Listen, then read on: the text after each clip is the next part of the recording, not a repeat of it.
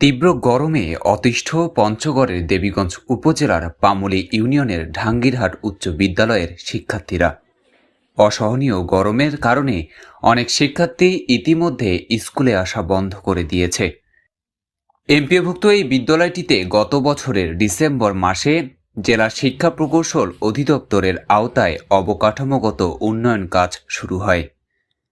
ঠিকাদারি প্রতিষ্ঠান messrs Abdullah industries কাজের অংশ হিসেবে শ্রেণীকক্ষের পুরনো বৈদ্যুতিক সংযোগ, লাইট ও ফ্যান খুলে ফেলে।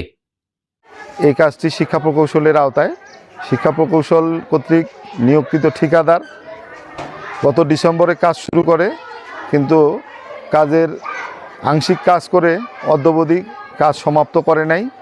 এই রঙের কাজটি অসমাপ্ত, তৎসঙ্গে ওয়্যারিং এবং বৈদ্যুতিক পাখা লাগানো, লাইট লাগানো, যেটা দ্রুত শেষ না করলে আমার পাঠদানের কাজে অসুবিধা হচ্ছে। কাজ চলমান থাকলেও এখনো বসানো হয়নি নতুন বিদ্যুৎ সংযোগ, নেই আলো কিংবা ফ্যানের ব্যবস্থা। শীতকালে সমস্যা না হলেও বর্তমানে তীব্র গরমে শ্রেণীকক্ষগুলো হয়ে উঠেছে অস্বস্তিকর। গরমে শিক্ষার্থীরা ভুগছে মাথা ব্যথা, ক্লান্তি, বমিভাবসহ হিট স্ট্রোকের ঝুঁকিতে। এতে ব্যাহত হচ্ছে তাদের স্বাভাবিক পড়াশোনা ও মনোযোগ। আমরা এই গরমে ক্লাস করতে পারতেছি না, আমাদের ক্লাসের সময় মনোযোগ বসে না, অনেক গরম লাগার কারণে। গরমের জন্য আমরা এই যে ক্লাস করতে পারতেছি না। তারপর ওই যে আমরা কমন রুমে সবাই একসাথে থাকলে আমার গরমে আমরা থাকতে পারি না। ক্লাসে গেলেও ওই যে ফ্যানের জন্য আর কি ক্লাসে অমনোযোগী, সবসময় আমরা ক্লান্ত হয়ে পড়ি, ক্লাস করতে পারি না ঠিক মতো। এই জন্য বলতেছি তাড়াতাড়ি ফ্যানটা লাগাইয়েন আমাদের স্কুলে, আমরা ভালো করে ক্লাস করতে পারবো ফ্যানটা লাগালে।